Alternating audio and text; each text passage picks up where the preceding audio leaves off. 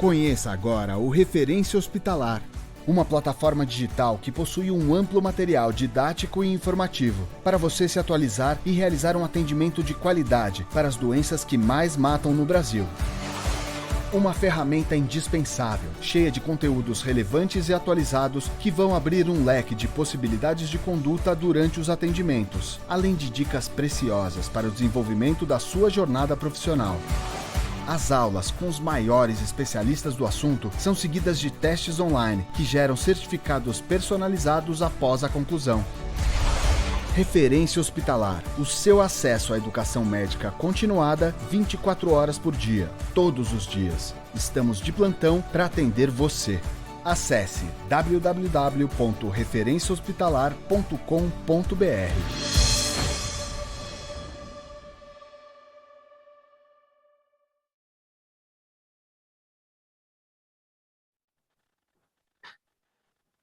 Boa noite a todos.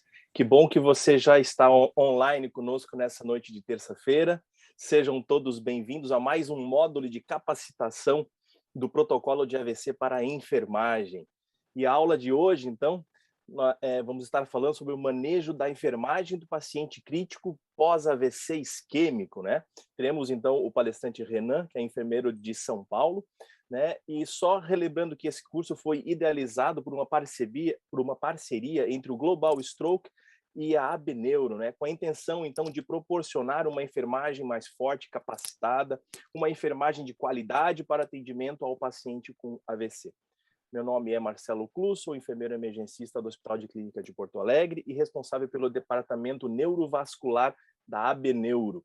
E eu já gostaria de lembrar a todos que as aulas são gravadas e os certificados estão disponibilizados após a finalização da mesma aula também. Sempre lembrando que tem as 4 perguntas, você respondendo o nosso testezinho, acertando pelo menos 75% ou 3 perguntas, você já vai estar apto a receber o nosso certificado da aula de hoje. Gostaria de iniciar, então, agradecendo a presença dos professores que já compõem a nossa mesa moderadora nesta noite, e gostaria de chamar, então, a professora Solange Dicine, a presidente da Abneuro. Boa noite, professora Solange, seja bem-vinda.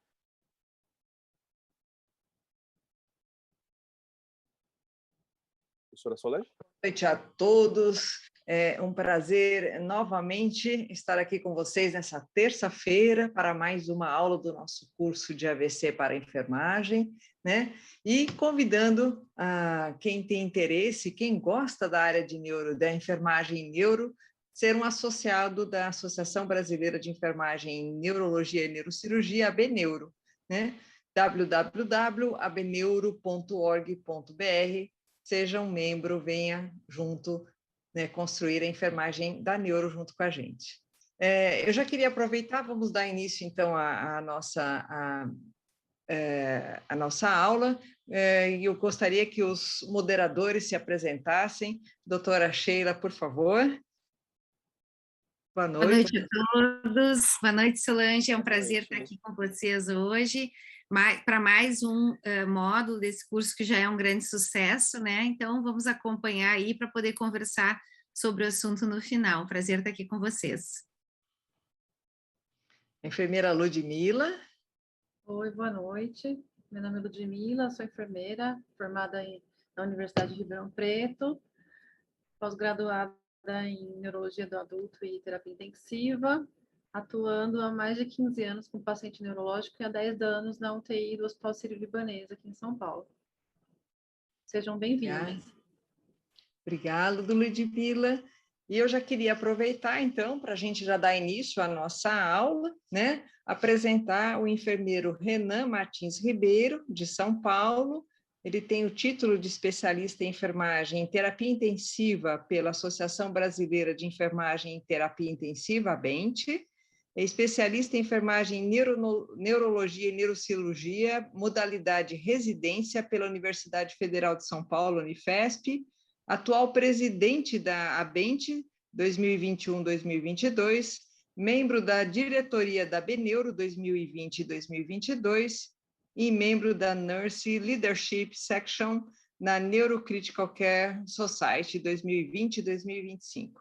Boa noite, Renan, seja bem-vindo. e a aula de manejo da enfermagem do paciente crítico pós-AVC isquêmico é sua. Muito obrigada, Renan. Olá, boa noite. Obrigado, então, à comissão organizadora, né, a professora Solange, Marcelo, né, a Global Stroke Alliance, na CUB, essa parceria com a Abneuro. É um imenso prazer aqui estar com vocês hoje, né, compartilhando um pouquinho aí da minha experiência, né? Então, a gente vai falar hoje sobre o manejo do paciente com AVC isquêmico na terapia intensiva. Consegue ver minha tela? Ótimo, perfeito. Então, dúvidas, então, vocês podem colocar no chat, né? Nossos moderadores estão aí para interação com o público e também no término da aula há um momento para que possamos ter aí algumas discussões. Não tenho nenhum conflito de interesse com a apresentação. Então, um breve resgate, né? Então, nós sabemos que as doenças cerebrovasculares hoje têm um perfil, né, epidemiológico muito importante na sociedade, né? Dentre elas, a doença cerebrovascular isquêmica, né, o AVCI, perfaz aí a grande maioria dos casos, chegando a 87% deles, com etiologias diferenciadas, né, tendo a fonte cardioembólica, arteriosclerótica, um dos mais frequentes, epidemiologicamente falando, né, o que mostra aí que tornamos de estratégias de prevenção primária para que essa condição não se torne aí frequente junto à nossa população, né. Então, nós devemos entender aí, dentre as definições mais atuais de AVC, né, como um episódio de disfunção neurológica causada por infarto focal, cerebral, espinhal ou retiniano, né, que esse infarto ele é documentado pela clínica, né, e exame de imagem ou dados, né, patológicos ou pós-mortem. Na prática clínica, nós acabamos usando a imagem e a clínica do paciente para definição desse infarto, que geralmente é um infarto cerebral, né. Como eu falei para vocês, né, as doenças cardiovasculares, né, têm uma responsabilidade muito grande pela morbimortalidade da nossa população a nível mundial, né, nesse gráfico aqui com as causas de morte em 2016, né, juntos, né, com a doença cardíaca e o AVC, perfazendo aí quase 16 milhões de mortes e uma incidência extremamente alta, né. Esse é um ponto importante a entender, principalmente no sentido do perfil de pacientes que vão estar nos serviços de saúde. Então, faça com que essa população, de fato, esteja dentro dos hospitais, esteja dentro das nossas enfermarias, dentro das nossas emergências, inclusive dentro das nossas unidades de terapia intensiva. Então, dessa forma, o enfermeiro precisa se instrumentar para cuidar disso, né?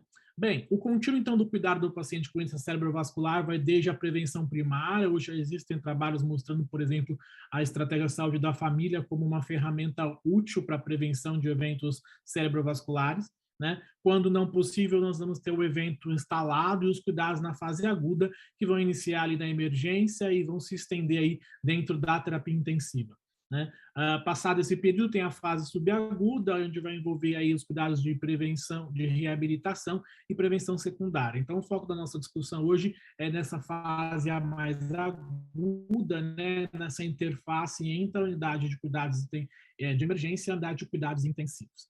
Quando a gente vai entender um pouquinho, né, sobre o manejo de AVC na UTI, a gente tem que entender um pouco a evolução histórica do tratamento do AVC, né, e é uma doença que até 95 o tratamento era totalmente conservador, basicamente tínhamos um antiagregante plaquetário para conduzir a situação, até que tive a publicação do NINDES, né, e o Alteplase ganhou aí o espaço, né, mostrando ser efetivo para tratar os pacientes, né, em 96. Depois disso, nós tivemos a extensão da janela, né, para 4h30, e nos últimos anos, os avanços dos estudos têm mostrado, né, a eficácia da terapia com trombectomia mecânica, como vocês puderam acompanhar na aula passada, né, sobre trombectomia, né, para grandes vasos ocluídos e alguns casos selecionados aí para pacientes que até com uma janela um pouco maior, entre 16 e 24 horas do início dos sintomas. Então, nesse sentido, né, amplia-se as possibilidades terapêuticas, então nós precisamos também, né, estruturar o nosso serviço, o nosso atendimento para esses pacientes, né? Como nós sabemos, né, tempo é cérebro, né, neurônio que se perde, então a cadeia de sobrevida do AVC,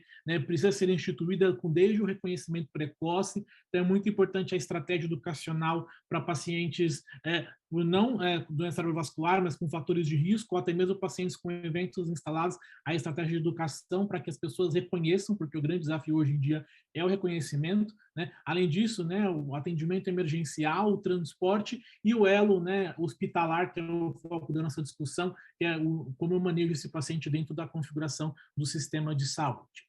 Basicamente, as nossas discussões de hoje vão estar baseadas no último guideline, né, da atualização de 2019 para a fase aguda, né, nos pacientes com doença cerebrovascular, né, onde ele traz aí grandes, né, áreas de discussão, principalmente o manejo de suporte geral, né, e as complicações agudas que exigem a atenção dos profissionais de saúde. Além disso, complementando o que traz até uma atualização do escopo da prática de enfermagem, nós temos aí a publicação, né, de enfermeiros, né, do board de stroke, da American Stroke Association, onde eles trazem aí uma interface do cuidado de enfermagem para a fase de cuidado pós, né, AVCI, tanto nos cuidados endovasculares e o suporte dentro da terapia intensiva, né, atualizando esse escopo da prática de enfermagem, que é um documento que é um pouco mais antigo, de 2009, né, agora traz aí a aplicação das últimas evidências junto ao escopo de prática de enfermagem. Todas as evidências traduzem, né, o cuidado do paciente, mas é muito importante operacionalizar, e uma outra fonte bacana de informação que pode ajudar a entender e implementar todas essas evidências através de protocolos, né, o fluxo de atendimento para emergências neurológicas, que é o NLS, né, a publicação está disponível, né, onde eu posso ter otimização do fluxo de atendimento ao paciente com AVC. E principalmente eu gosto dos protocolos da ANS, um guia rápido, como por exemplo, né, um checklist de primeira hora, que deve ser garantido aí para os pacientes, né, atendidos para AVC, onde está lá como recomendado na primeira hora garantir a monitorização de sinais vitais, né, o suplemento de oxigênio se necessário para manter uma oxigenação acima de 94%, né, a ativação do protocolo, né, do código de AVC, estabelecer uma linha venosa para infusão, um teste laboratório rápido como a glicemia capilar e outros exames direcionados, determinar o início dos sintomas e a última vez que o paciente foi visto bem, e são um dos cuidados mais importantes que nós precisamos ter no cuidado ao paciente com AVC, porque daí starta todo o raciocínio do acontecimento, da imagem, da tomada de decisão. Então é muito importante entender quando o paciente foi visto bem a última vez, e através da anamnese que o enfermeiro tem ali no contato com o paciente, isso pode ser adquirido da forma, né, mais apropriada, às vezes não tão fácil, né, as pessoas entenderem, mas o enfermeiro tem a responsabilidade de extrair essas informações pertinentes para tomada de decisão, né. Além disso, né, obter o exame de imagem, né, a gente sabe que a tomografia ela é um exame de escolha, a princípio, por sua sensibilidade para identificar, né, excluir sangramentos, mas outros exames também podem ser complementares para ajudar a tomada de decisão, determinar o NIH desse paciente e também conhecer os medicamentos em uso, porque essa informação também é muito importante sobre os riscos que esse paciente pode estar exposto, inclusive se interferir na tomada de decisão para a decisão da administração do trombolítico, né? Então, esse checklist é importante para o enfermeiro da emergência, e aí entra o ponto muito importante, que é a transição do cuidado, entre quando o paciente sai ali da unidade de emergência e vai se direcionar para a terapia intensiva, por exemplo, né? O que minimamente tem que estar muito claro na comunicação. Então aqui também eles trazem a recomendação mínima de comunicação que tem que ser passado, que é a questão da idade, né, a status da via aérea desses pacientes, o tempo de início dos sintomas, o NIH, resultados do exame, se foi administrado, né, o trombolítico, dose do bolos, quando foi, se não foi, por que não foi, né? Se há indicação de tratamento endovascular, se já foi realizado, também quando aconteceu. Essas comunicações devem ser muito claras, né? E aí é que começa a interface entre a entrada do paciente dentro da emergência e a unidade de terapia intensiva ou a unidade de cuidados específicos para AVC, né? As stroke units também são necessárias, né? E aí eu começo a fazer esse link, né, entre o paciente com AVC e a UTI. Então, hoje, o que nós temos de definição, né? Nós temos as definições de critérios para admissões na terapia intensiva, estabelecidos pelo Conselho Federal de Medicina, né? E quando a gente olha lá as principais prioridades, isso se enquadra para os diferentes contextos e diferentes evoluções do AVC, né? Então, tem lá, como prioridade 1, qualquer paciente que precisa de intervenções de suporte à vida. Então, a hora que eu faço uma terapia de reperfusão, seja ela com, né, com trombolítico, seja ela com uma terapia mecânica, né, isso exige, né, cuidados de recuperação. Então, isso faz com que esse paciente precise da terapia intensiva, né? Não, esse paciente ele não teve, né, elegibilidade para esses tratamentos, mas mesmo assim ele pode ser necessário por monitorização disso, né? Então, os pacientes, eu traduzo talvez que mais do que o TI, mais do que direcionar o espaço físico que esse paciente precisa, né? Quando eu falo de pacientes com AVC, eu preciso de vigilância, né? Eu preciso de monitorização. E se a gente talvez considerar, né, a prática heterogênea que nós temos, né, de disponibilidade de recursos, de fluxos de trabalho, né? Isso se torna um desafio a nível Brasil, né? Quando a gente pensa, por exemplo, numa estrutura de, né, ward, né, de enfermaria, ou floor, né, no nosso país, o dimensionamento, né, de enfermeiro, proporção leitos, né, o quanto ele consegue garantir vigilância. Então, são espaços que não se tornam seguros para esses pacientes.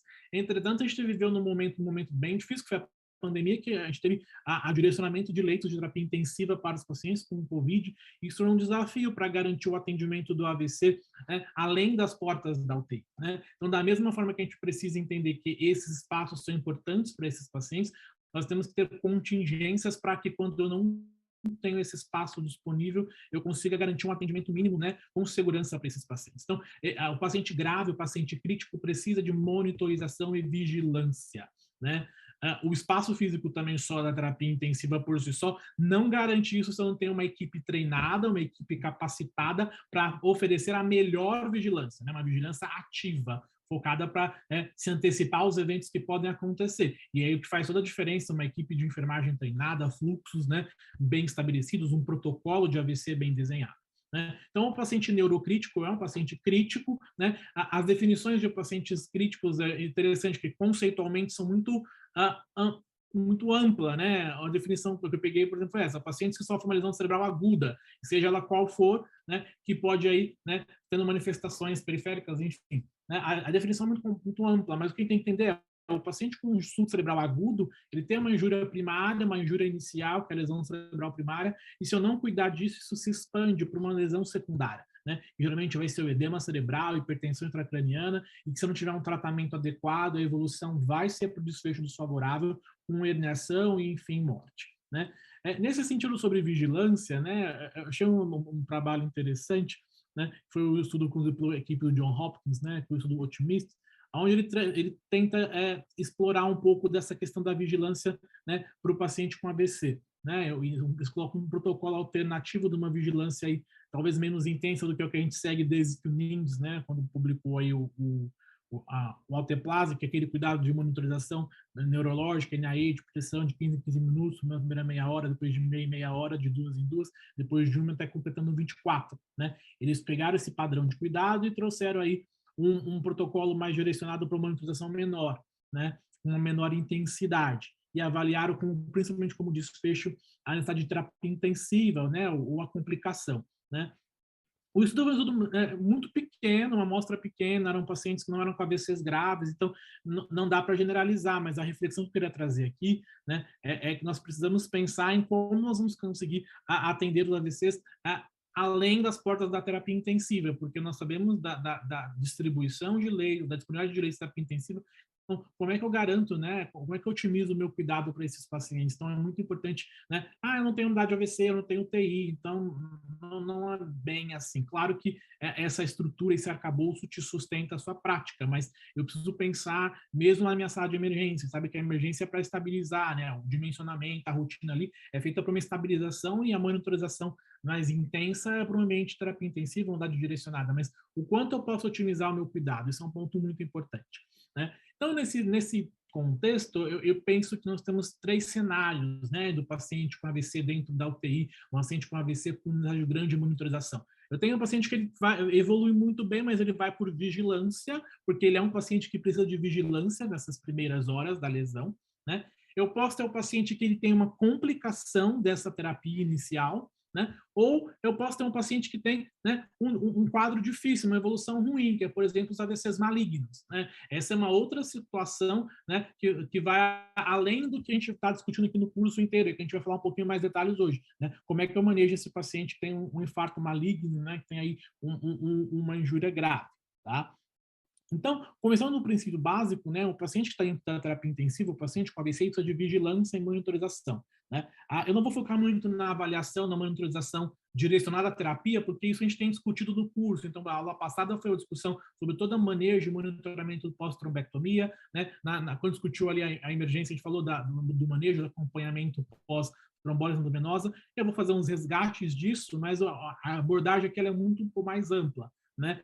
O além disso, porque é o que eu preciso além disso para esse paciente, né, que tem necessidade de ter um acompanhamento mais seguro, né? Então, aqui a gente tem as recomendações de manejo de pacientes com lesão cerebral aguda, independente da condição, e já é muito estabelecido que uma escala para documentar o nível de consciência é importante. Dentre as recomendações que nós temos é a escala de Conde Glasgow, né, e a avaliação de pupilas, e a escala FOR como padrão de avaliação neurológica de pacientes com lesão cerebral aguda, inclusive AVC. Né? Então, eu posso pensar em monitorizações, tecnologias, isso é importante, isso ajuda, né? Mas eu preciso pensar no básico, né? Eu tenho que ter um acompanhamento do nível de consciência desses pacientes. Mas a gente pensando em quem vai sofrer um infarto maligno, né, que evolui com edema e hipertensão intracraniana, a depressão do nível de consciência é uma condição que pode se instalar muito rapidamente, e o enfermeiro tem que estar preparado para reconhecer isso. Né? Então, isso inclui o registro da avaliação através de instrumentos que sejam factíveis de realizar e que sejam de expressiva comunicação. Esse é um ponto muito importante. Né? Se a gente for pensar, por exemplo, em registro de avaliação da escala de Conde Glasgow, a própria revisão da escala em 2014 traz uma reflexão que o registro individual, inclusive em forma gráfica, ele tem um potencial de traduzir um entendimento mais proativo de deterioração neurológica e startar condutas, por exemplo. Então, esse é um exemplo de registro de Glasgow, onde eu tenho, né, cada componente da escala e através de um elemento gráfico. Né? Um detalhamento da variação pupilar, além da simetria e fotorreação, como, por exemplo, acompanhamento de milímetros, isso é um ponto muito importante. E é uma avaliação de extremidades, força motora, né, para você acompanhar a evolução de grau de força motora. Né? Obviamente que essa avaliação aqui é além do que eu tenho que fazer por ser um AVC. Né? O paciente sofreu um AVC, o INAID tem que estar lá no meu escopo de avaliação para acompanhamento da evolução do quadro desse paciente. Essa avaliação neurológica, então, que é o tal neurocheck, que a gente costuma falar muitas vezes, né? A gente sabe que, às vezes, a ferramenta que eu vou ter disponível dentro da UTI, porque, às vezes, a gravidade do paciente, a condição que ele está, não me permite ter, por exemplo, uma avaliação neurológica ampla. Né? Me sobra poucos elementos da avaliação. Isso se torna um desafio muito grande para acompanhar o status neurológico. Então, minimamente, o que eu preciso ter, né, é uma avaliação de nível de consciência, uma avaliação de resposta pupilar, e é muito importante para pacientes com lesão cerebral a avaliação de reflexos de tronco, né, a função de tronco. Né? Quanto mais precocemente eu percebo, né, uma disfunção de tronco, eu consigo captar aí essa gravidade. Por exemplo, é um dos benefícios da escala FOR, né, para avaliação de pacientes neurocríticos. Né? Sobre o que deve compor o neurocheck, sobre como devo fazer o neurocheck, eu não tenho evidências robustas sobre isso. Né? O que é claro é que eu tenho que ter um instrumento de avaliação direcionada, né, e objetiva da função neurológica. Tá? Então, rapidamente, eu vou falar um pouquinho sobre a avaliação da consciência, porque é uma das avaliações que, no meu ver, são uma das mais subestimadas dentro da UTI. Né?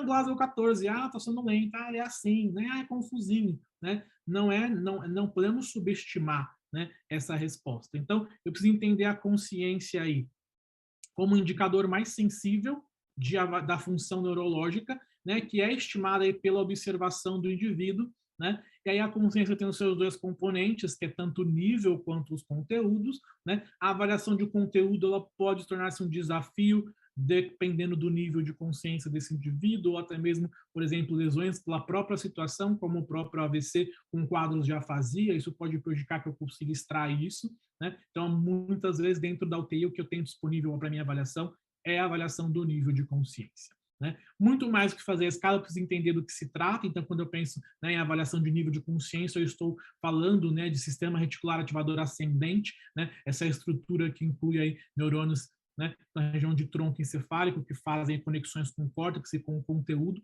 que é responsável pelo meu grau de alerta, meu estado de sono e vigília.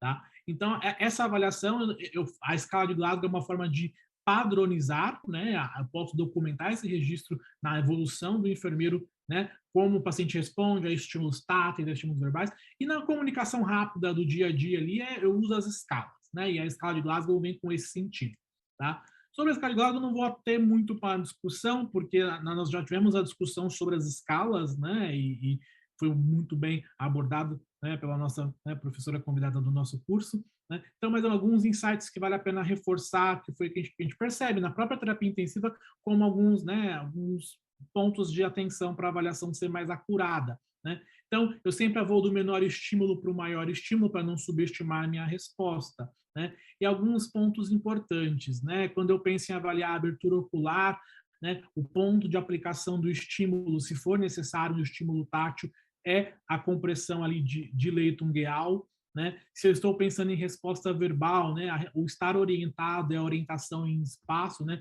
nome, local e data, né? Isso é um ponto importante. E no score motor, um outro ponto importante que eu percebo que vale a pena chamar a atenção quando eu penso em aplicar a escala, como, por exemplo, obedece a comandos, né? Vejam bem, é plural, comandos, são 2, né? Então, esses são alguns detalhes que fazem diferença na avaliação, né? Outro ponto importante, na hora de avaliação da melhor resposta motora, a aplicação do estímulo tem que ser apropriado para que eu possa diferenciar a resposta de forma apropriada, né? Então, por exemplo, a recomendação para avaliar a melhor resposta motora, se necessário um estímulo táctil, é a compressão ali de glabela, né? Ou do trapézio, né? Então, são pontos importantes, tá? E outra coisa que é importante considerar, a gente percebe as pessoas fazendo glásio para estar benzendo o paciente, né? Toca ali e diz que não responde, né? Não, o estímulo deve ser aplicado numa intensidade de maior profundidade, chegando até 10 segundos de duração, para de fato você dizer que não houve resposta, né? Isso é um ponto muito importante quando a gente pensa em documentar nível de consciência e deterioração neurológica. Se eu não tiver uma escala bem acurada, aplicada, né, as condutas não vão ser startadas no momento certo, e eu posso ter prejuízo ao paciente com isso. Então, esse é um ponto muito importante que eu tenho que levar em consideração quando eu penso em avaliação da função neurológica desses pacientes, tá? Então, aqui é o que a gente já discutiu da escala, as respostas, isso eu não vou me ater à discussão, porque nós já discutimos isso na própria aula de avaliação, né? A aplicação também de forma apropriada, né? Não criar estratégias propedêuticas que não existem, né? Por exemplo, compressão mamilar, né? Isso não existe, isso inclusive pode causar lesão corporal ao paciente. Então, nenhum livro de propedêutica você vai encontrar, né, essa estratégia. Então, é muito importante nós tomarmos cuidado como fazemos a avaliação, né? Lembra-se, né, por que fazemos isso? Né? A avaliação é para documentar o estado do paciente e descartar a conduta. Eu tenho uma responsabilidade de fazer isso de forma apropriada, né? Isso vai ter impacto ao paciente, tá? Considerando as próprias limitações da escala Glasgow, pensando no paciente neurocrítico grave, que inclusive pode ser um paciente pós-AVC, né, a escala FOR ela surge com essa, né, nesse sentido, né, de suprir as dificuldades com Glasgow, e o benefício que ela traz aí é a avaliação da função de tronco, onde você substitui aí, se avalia a presença de reflexo corneopalpebral, reflexo pupilar, reflexo de tosse, né? E o padrão de respiração, que são afetados com a gravidade neurológica, né? A escala vai de 0 a 16, cada item são 4 itens, que valem de 0 a 4, né? Então, a analogia com o nome for, né? Do 4 em inglês. Então, é uma escala que tem se mostrado bastante útil no dia a dia, né, aplicado em diferentes cenários, diferentes pacientes, né, e a gente sabe que apesar do Glasgow ser bem difundido, né, a escala foi, o objetivo primário foi para avaliar de pacientes traumatizados, tem algumas limitações no dia a dia, mas ainda é uma escala amplamente difundida, né, e como a gente viu pela própria Neurocritical Care Society, é uma escala ainda recomendada para avaliação dos pacientes. A FOR não tem uma validação ainda em português, pelo menos eu ainda não achei um paper sobre, né? Tem alguns outros idiomas, mas uma validação ainda para português não existe. Mas é uma escala que alguns centros começam a usar já como estratégia de avaliação de nível de consciência, certo? Então, do ponto de vista de monitorização neurológica, é isso. Então, outro ponto importante que a gente tem quando pensa em pacientes com AVC isquêmico, né, é a monitorização da terapia, né? Então, quando eu penso na trombólise endovenosa, um breve resgate, né? Então, a gente sabe a indicação lá, né, da terapia, então 0,9 miligramas por quilo, dose máxima 90 miligramas, que é feita aí, né, 10% da dose em bolos e os outros 90 na bomba de infusão em 60 minutos. Então, essa é a primeira monitorização. Às vezes o paciente ele vai chegar dentro da terapia intensiva com a terapia acontecendo, né, se você tiver uma disponibilidade, uma velocidade de fluxo de pacientes que permita isso, né, ou se não, já com a terapia concluída, então precisa entender quando foi feito a dose do bolo, quando foi feito, isso é muito importante. Né? A própria o guideline traz como recomendação que esses pacientes precisam ser monitorados em unidades especializadas, que é justamente para esse cuidado mais fino. Né? E aí o importante, né, da avaliação bem feita, por exemplo, né, se o paciente faz uma, né, cefaleia severa, né, associada com hipertensão, náuseas, vômitos, ou piora do exame neurológico, e aí eu falo, uma avaliação neurológica de nível de consciência bem feita, e isso é muito importante, eu tenho que pensar em interrupção da infusão, ou, né, já pensar, se já concluída, a avaliação de tomografia para entender está acontecendo com esses pacientes, né? Então, é muito importante que esses pacientes não permaneçam hipertensos, então o controle pressórico é outra coisa muito importante, e aí quando você pensa em controle pressórico dentro da terapia intensiva, isso já starta outras estratégias, como por exemplo, aquela questão que a gente... A tecnologia, ela ajuda muito, então os manguitos têm tamanho padronizado, mas aquele cuidado de verificar a circunferência do braço, o manguito de forma apropriada, avaliar a pressão dos dois membros, né, para você ver que membro está mais acurado para a pressão arterial, né, ou fatores que interferem na manutenção da pressão desse paciente, né. Nesse primeiro momento, a terapia invasiva não há indicação para o risco de sangramento, quem fez a terapia trombolítica, né, então, excepcionalmente, se tiver limitação de avaliação de membros superiores, né, bilateral, que é uma condição mais difícil de acontecer, mas pode acontecer, como eu vou fazer a minha avaliação de pressão arterial. Então, tem alguns detalhes muito importantes da monitorização do paciente pós-trombólise que merece atenção por parte do enfermeiro, né? Além disso, né, a avaliação para a necessidade de condutas terapêuticas invasivas tem dispensado com muito critério para não expor o paciente a risco, né? Eu tenho que ver a real necessidade disso, né? E, além disso, o próprio follow-up desses pacientes, como tomografia, né, depois de 24 horas, para acompanhar a delimitação de lesão, transformação, lesão de reperfusão ou não, para pensar, inclusive, nas estratégias de prevenção secundária, sejam elas com antiagregante ou com anticoagulante, baseado principalmente aí no risco desse paciente em ter um AVC e o risco de sangrar posteriormente, né? Então, exige uma comunicação diária da equipe multiprofissional, discussão durante os rounds, né, para a monitorização desses pacientes. Dentre as complicações que chamam a atenção, nós temos que pensar, então, o sangramento, principalmente o sangramento intracraniano, né? E a gente tem os diferentes tipos de sangramento, pode ser um sangramento muito singelo, né, ou até um sangramento, né, mais grave, né, que envolva aí uma hemorragia grave com edema, enfim, hemorragia parenquimatosa, desvio médio, enfim, né? Então, o que nós temos aí de recomendação do guideline, né, para quando tiver sangramentos, né? Então, se ainda tivesse trombolizando esse paciente, né, a interrupção da trombólise, né, a avaliação aí do status, né, desse paciente bioquímico e de coagulação, uma imagem precoce o quanto antes para ver a repercussão direta sobre o tecido cerebral, né, e baseada aí na causa do sangramento, terapias direcionadas como a administração de crio, né, reversão com ácido transaxânico, né.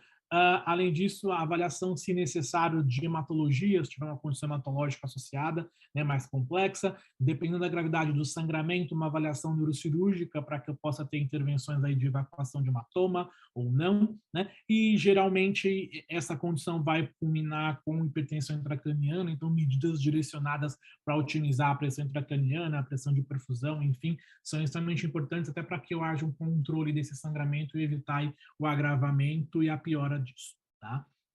Outra condição que pode acontecer é o angedema, né? É uma condição mais rara. Eu nunca tive um angedema. Para falar que nunca, acho que eu tive um caso uma vez, começou com edema discreto língua, mas graças a Deus não teve aí a obstrução da via aérea, que é uma grande preocupação, né? Que é manter a via aérea desses pacientes, né?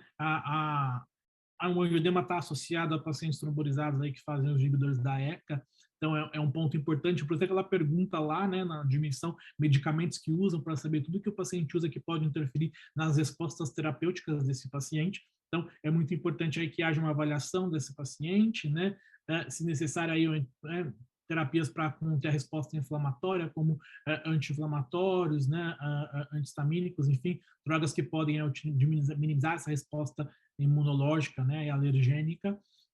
Além disso, pode ser necessário aí até intubação, né? Enfim, tem que ter uma avaliação precoce, até porque se eu tiver dificuldade, se for uma conduta tardia, né, e eu não conseguir estabelecer uma via aérea segura nesse paciente, eu posso ter necessidade de uma intervenção invasiva para isso, né? E se eu pensar nessa terapia invasiva como uma clínica de urgência, porque eu não consigo garantir a patente da via aérea por intubação, pensando no paciente pós-trombólise, isso pode ter uma situação bem complicada e difícil de conseguir controlar, né? Então precisa de muita atenção aí no manejo desses pacientes, tá? Outra terapia que podemos encontrar dentro da terapia intensiva é o paciente que fez a terapia de perfusão com a terapia mecânica, que foi a trombectomia, né? E aí exige cuidados de monitorização, né, direcionados para esse paciente. Aqui eu chamo a atenção para alguns cuidados, como eu falei para vocês, a gente já discutiu, né, durante o curso, as nossas aulas ficam gravadas, ficam online, então para quem perdeu ou chegou aqui no nosso curso hoje, dá para resgatar e participar das aulas anteriores, tá? Então é muito importante o cuidado neurovascular, na verdade, para esses pacientes, né? Então, é importante a questão do repouso do membro, né, o membro estendido, avaliar a presença do sangramento, né, quando tiver introdutor, se foi com introdutor, se não foi, a perfusão, temperatura, enchimento capilar, né, essa avaliação mais acurada nos primeiros 15 minutos também, né, delimitar ali se tem hematomas presentes para acompanhamento futuro, né, a observação do curativo, né, que é compressivo, e atentar sempre para os sangramentos, né.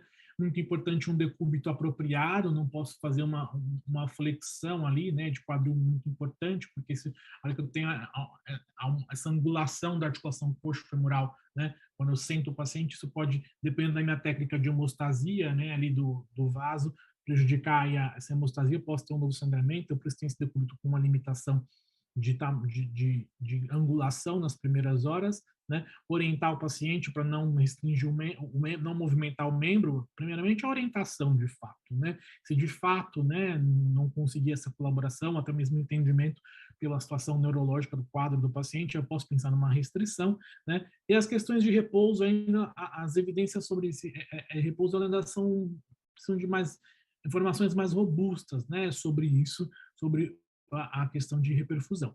Aqui, por exemplo, é uma das recomendações que a gente tem, que é um protocolo de um centro da Califórnia de manejo de pacientes com trombectomia, de sugestão de avaliação, né, desses pacientes durante, durante e pós-trombólise. Naquele documento que eu falei para vocês, né, práticas direcionadas de enfermagem da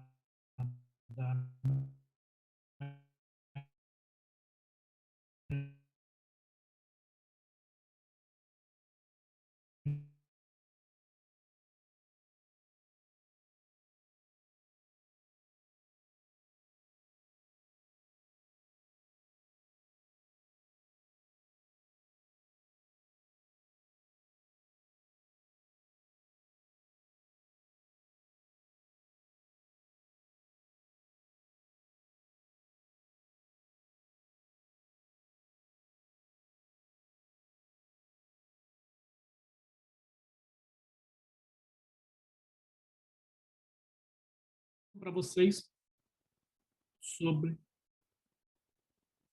Posso seguir?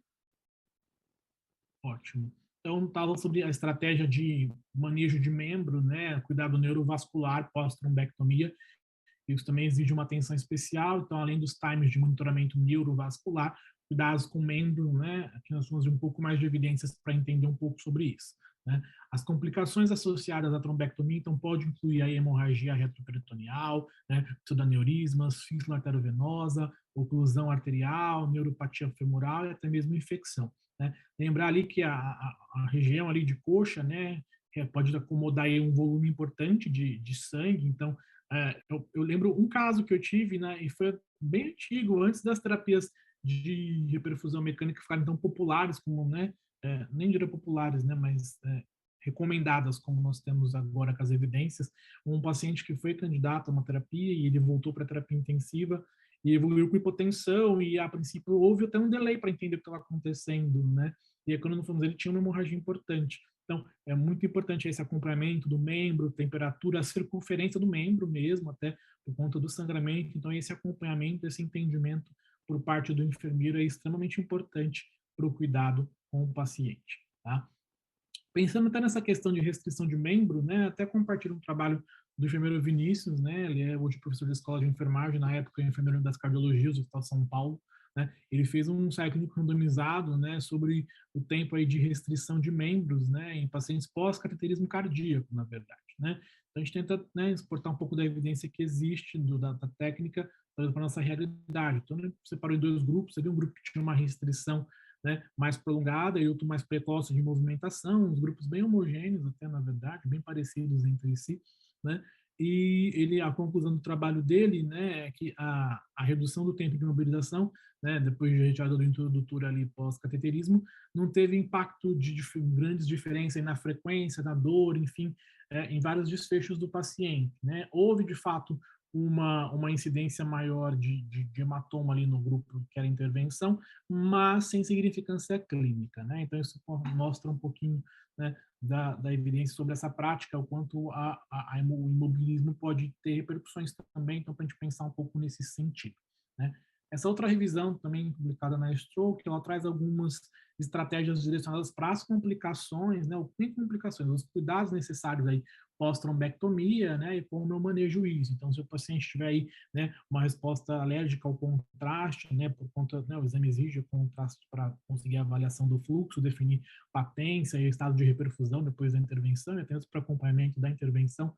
Então, é muito importante aí, né, esses pacientes sejam tratados aí, né, primeiro uma avaliação, né, um rastreio, né, de história de alergias, isso é muito importante também, né, e aí um pré-tratamento com medicamentos para diminuir essa resposta imune desses pacientes podem ser úteis no manejo desses pacientes, tá? Eu posso ter hematomas, né, pseudoneurismas, então é muito importante estratégia aí, né, de hemostasia local, avaliação de perfusão, depende da gravidade do sangramento, pensar em transfusão, enfim, né, medicamentos para reversão do efeito do anticoagulante são um ponto importante, né? Posso ter espasmos do vaso, posso ter perfuração, então exige aí cuidados com a pressão, são importantes para ajudar isso. Alguns medicamentos podem ser utilizados para tratamento desses espasmos de vaso, né, como o verapamil, enfim, alguns outros medicamentos podem ser úteis nesse sentido.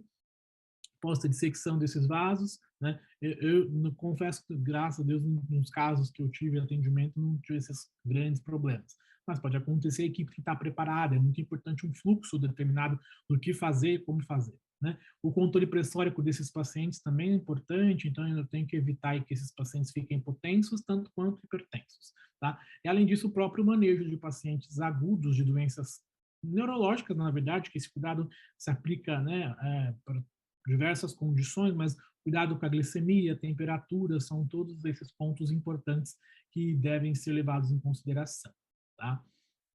Outra complicação que a gente não fala muito, mas é muito importante discutir, porque ela é um fenômeno importante dentro da terapia intensiva, e o paciente com AVC lá dentro não vai ser diferente, não está livre disso, né? Que é o delírio, né? O delírio, então, é uma desordem da consciência, né, de caráter agudo, onde esse paciente vai ter aí, né, um estado confusional caracterizado principalmente por desatenção, né? Então, é importante lembrar dessa situação. A prevalência de delírio em pacientes na terapia intensiva é uma prevalência elevada, aqui um dos estudos, né, o DECA, traz bastante evidência sobre isso, né? Então, tem uma prevalência de 32%, né? Vai aí em ventilação mecânica ainda mais, né? Então, e a gente sabe, as evidências já mostram que paciente que faz delírio aumenta a tempo de internação, aumenta a mortalidade, aumenta custos, né? Entretanto, identificar delírio na população neurológica, em pacientes neurocríticos, é um grande desafio, né? Primeiro, às vezes, a condição da gravidade neurológica faz com que esses pacientes necessitem usar sedativos, e eu tenho aí, por exemplo, delírio induzido por medicamentos, né? Eu tenho os pacientes que vão ter déficits cognitivos associados, às vezes, talvez demência vascular, enfim, condições que prejudicam, né? Apesar que graus, né, mais superficiais aí de demência não são limitadores para avaliação de delírio, porque demência tem um curso natural e delírio tem outro. Então, eu tenho também que ter o tato fino para identificar o que mudou e o que está de novo nesse sentido, né? Os pacientes podem ter distúrbios de linguagem, aí torna um grande desafio mesmo, porque aí eu posso ter dificuldade para entender a avaliação, né? E aí eu não consigo ter respostas apropriadas, porque o paciente não tem essa compreensão, ou até mesmo não consegue se expressar, e isso faz com que se torne um desafio, né? E o outro ponto importante é a própria equipe entender o novo status neurológico. A gente sabe que a injúria cerebral aconteceu, seja ela por qual condição for, no nosso caso aqui o AVC, né? E então, eu preciso entender o novo padrão neurológico que esse paciente pode ter depois do insulto cerebral. Então, esses são alguns desafios que nós temos que levar em consideração, né? Então, essa condição ela pode estar associada com diferentes condições patológicas, seja tanto o trauma crânioencefálico, o acidente vascular isquêmico, o acidente vascular hemorrágico, né? Todos eles podem combinar aí com alterações aí de perfusão, enfim, que vão ter um impacto direto, né? E sabe que o principal mecanismo do delírio está associado aos neurotransmissores, né? Mas as teorias hipotéticas da fisiopatologia do delírio são bem complexas e ainda passíveis de muita compreensão aí nos dias atuais, tá? Sobre ferramentas, né? Hoje existem escalas para avaliação de delírio em pacientes dentro da terapia intensiva. O grande desafio é, talvez, qual a escala apropriada para usar nessa população. né? As escalas originais, elas excluíram pacientes com lesões agudas cerebrais das escalas, mas hoje estudos já validam essas escalas em populações específicas, né? E a própria, acho que eu não coloquei aqui, desculpe, mas naquele mesmo consenso de monitorização de pacientes com lesão cerebral aguda, no Neurocritical Care Society, ela traz lá como a escala talvez com melhor, né, propriedade psicométrica para avaliação de pacientes neurológicos seria o Intensive Care Delirium Clinical Checklist, mas o CAINCIU também, os trabalhos têm mostrado que é uma escala útil para avaliação. Então, o delírio dá para ser avaliado em pacientes neurológicos, sim, né? Esse fenômeno também acontece com eles, sim. Então, é um ponto importante que o enfermeiro dentro da UTI precisa pensar, porque essa é uma complicação que pode acontecer. Não é direcionada, talvez, com o AVC, mas é uma direcionada com a gravidade da história clínica dele dentro da terapia intensiva e exige atenção tanto quanto, porque nós já sabemos que o delírio traz desfechos desfavoráveis, né? Então, o importante, além de avaliar precocemente, é prevenir essa situação. Então, tem que pensar, né, sobre estratégias para minimizar, né, o déficit cognitivo, né, o delírio nesses pacientes, né? Então, terapias de reorientação, estimulação cognitiva para reduzir aí dias de delírio, né? Protocolos de higiene do sono, né? Redução de ruído e luz para melhorar o padrão de sono. A gente sabe que o delírio também está associado com alterações do ciclo sono-vigília, né? Pensar em menor tipo de sedação possível, porque a gente sabe que os sedativos têm uma contribuição para o delírio, principalmente benzodiazepínicos, né? A mobilização precoce, então a imobilidade, né? O mobilismo é ruim para o paciente. Os trabalhos já mostram, né, o benefício do os benefícios da mobilização precoce no paciente com AVC, né? Muitos trabalhos publicados sobre isso. Claro que ali tem algumas questões de definições de tempo, né? Alguns trabalhos, na verdade, eles fazem os que talvez não trouxeram resultados tão positivos, é que eles falavam de mobilização hiper precoce, né? Muito precoce. Mas a mobilização precoce ela é benéfica assim, para o paciente. O que talvez não é clara ainda é a evidência sobre o timing, né? O tempo de fazer isso, mas o que nós sabemos que tem que ser precoce, né? Eu lembro uma vez na UTI, ficou muito claro da evidência da mobilização do delírio. Eu tinha um paciente com AVC na UTI e já não estava mais na fase hiperaguda, não. Estava no seu segundo dia na UTI, terceiro. E um delírio, assim, hiperativo, né? A gente sabe que o delírio tem o hipoativo, o hiperativo e o misto, né? Uma hiperatividade com exposição a risco muito grande, né? E nada ajudava. E a gente sabe que a terapia medicamentosa para o delírio ela é limitada, né? Ela é muito direcionada para o período de hiperatividade, mas controlar o paciente continuamente não tem efeito. Por isso, nem deixá-la de horário, deixa um aldol de horário, deixa o que for, não tem benefício, né? E aquilo me incomodou e eu falei assim, eu vou andar com esse paciente. A minha UTI, ela é um quadradinho, né? Lá, 9 leitos, né? Então, 4 paredes e a parede de entrada.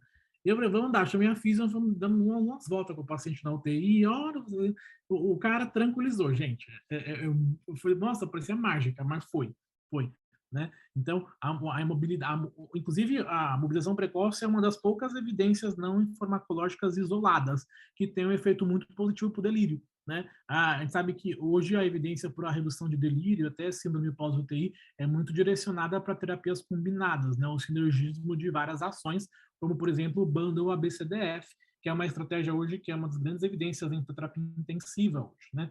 Que é promover a liberação do paciente da UTI, né? Que é controlar e avaliar a dor desse paciente, estimular o estado de respiração espontânea, né? O estar desperto, um controle da dor desse paciente com o uso de analgésicos, né? Que não causem repercussões neurológicas e sedativos também, avaliar o delírio, mobilizar esse paciente precocemente e permitir o engajamento familiar, o empoderamento familiar, né? Então, essas questões todas são aí importantes para a avaliação desses pacientes. Então, essas evidências ajudam muito o manejo do paciente e otimizar o tempo dele dentro da UTI, né? Isso é bom para o paciente, é bom para o fluxo de pacientes na instituição. Então, promover a liberação do paciente da UTI é uma estratégia muito positiva e benéfica, tá? Outro ponto importante que vale a pena pensar no manejo de pacientes com AVCs graves são as crises convulsivas, né? Elas ocorrem aí entre 5% e 10% dos casos de AVCs, né? Eu me recordo muito pouco de pacientes com AVCs com crises convulsivas dentro da UTI, né? Lembrar também de outras questões, né? A gente pode ter aí o status epilético associado, né? Aquele paciente às vezes não desperta, quando você faz a avaliação encéfalo, você descobre que tem um status instalado, né? Então, geralmente, não é frequente, mas o paciente pode ter crise convulsiva sim, né? E elas acontecem geralmente no início do quadro, tá? Geralmente são crises parciais, podem se generalizar, mas não é um quadro frequente, pelo menos na minha prática não é, né? E com isso, justamente por conta disso, não há recomendação de usar de forma profilática, né, anticonvulsivantes para os pacientes dentro da terapia intensiva, aliás, para pacientes com AVCs. Né, não há benefício associado a isso de forma profilática, assim direcionada para o paciente sintomático. Tá? Bem, outro ponto importante que acho que faz muito sentido com o contexto de terapia intensiva, mais do que nunca, é o paciente que tem um infarto maligno. Né? São aqueles pacientes que têm um evento tromboembólico que vai acometer aí, né, a cerebral média ou a porção distal da carótida interna, que vai levar esses pacientes a desenvolver edema. Né? Esse quadro pode ter uma instalação um pouco mais rápida, né? Logo de início, isso vai de acordo com a gravidade da oclusão, enfim, fatores do próprio indivíduo vão influenciar isso, e pode se estender, né? Pode acontecer dentro de até 5 dias, né? Que é até o processo de formação de edema, enfim, associado a isso. Há uma incidência de 10%, né, dessas condições, e tem uma mortalidade elevada, porque está associado aí à condição de edema, né, e etniação. Eu posso ter alguns fatores que podem ser né, preditores, assim podemos dizer, que são aqueles pacientes que têm um acometimento cerebral média, né, no território acima de 50%, um NIH mais elevado, ou nas restrições da difusão aí, precoces de 82 ml para 6 horas, ou até mesmo aí, desculpa, que é 145 ml, tá? 145 ml nas primeiras 14 horas, tá? Bem, qual é o mecanismo patológico associado? Na hora que eu penso em AVCs, no AVC como na patologia, na verdade, a lesão acontece por conta de falta de substrato. Né? A gente sabe que o tecido cerebral tem um gasto metabólico muito elevado, né, de 50 a 60 ml de sangue por 100 gramas de cérebro por minuto, isso dá lá uns 800 ml de sangue, 20% de débito cardíaco, então é uma demanda muito alta. O nosso cérebro não consegue guardar energia, né? Não guarda ali glicose e tem que ter substrato de oxigênio. Então, na hora que eu tenho esse déficit, né, de nutrientes, eu tenho um metabolismo anaeróbico ali, né? Eu vou ter lá, né, o processo, né, de influxo de cálcio, a bomba de potássio alterada, destruição de membrana celular, destruição mitocondrial, e isso leva o paciente a fazer o edema citotóxico, né? Esse é o principal mecanismo aí de edema no AVC. Então, quando eu penso no AVC maligno, eu tenho uma porcentagem muito grande de tecido cerebral afetado e uma quantidade elevada de edema, né? Então, isso favorece a hipertensão intracraniana e a herniação. Né? Eu também tenho edema vasogênico associado, principalmente por disruptura da barreira hematoencefálica ali, alteração do fluxo do intracelular e extravascular, tá? E já o componente intersticial não tem colaboração para isso, né? Aqui eu estou pensando em processos, né, glicóricos ali, pressão elevada de hidrocefalia, então não tem uma contribuição no mecanismo de AVC. Então, quando eu penso em AVCs, né, independente de ser maligno, né, na fisiopatologia do AVC, o grande problema é o edema citotóxico, né, e no caso do AVC maligno, que eu tenho uma grande quantidade de edema associado a isso, se a gente for lembrar, né, a condição do tecido cerebral, né, da pressão intracraniana, é o que vai levar aí a condição de gravidade, né, então a gente sabe que nós temos ali cérebro, sangue e líquor vivendo em harmonia numa caixa craniana rígida, né, então o equilíbrio desses componentes garante a pressão intracraniana. Né? Então, a hora que eu tenho ali um aumento de um componente, alguém ali sofre, né? Então, para que um cresça, alguém tem que diminuir, né? Alguém vai ser, né, lesionado nesse sentido, tá? Então, a hora que eu tenho, né, a perda desse espaço, né, quando eles têm ou um novo elemento, seja, por exemplo, um sangramento, um tumor, mas no nosso caso do AVC, eu penso principalmente no edema, né, que seria a expansão do componente massa do tecido cerebral, eu vou levar esse paciente da hipertensão intracraniana, que vamos pensar aí quando a PIC passa de 15 milímetros de mercúrio, já exige aí atenção, né? Geralmente a partir de 15 é uma conduta expectante, né? As medidas efetivas acontecem quando tem PICs acima de 20, sustentado. Né? Mas, a princípio, o paciente não tem a PIC, né, a olho nu para minha avaliação. Né? Hoje eu posso ter avaliações indiretas disso, tanto clinicamente, tanto por imagem, pode me ajudar a ter uma percepção, seja por uma tomografia, que eu posso ter um padrão ali de edema, eu posso ter aí uma avaliação de ultrassom do nervo óptico, e hoje nós temos a monitorização não invasiva da pressão intracraniana, que tem aí mostrado uma ferramenta útil para avaliação, né, da complacência do espaço intracraniano.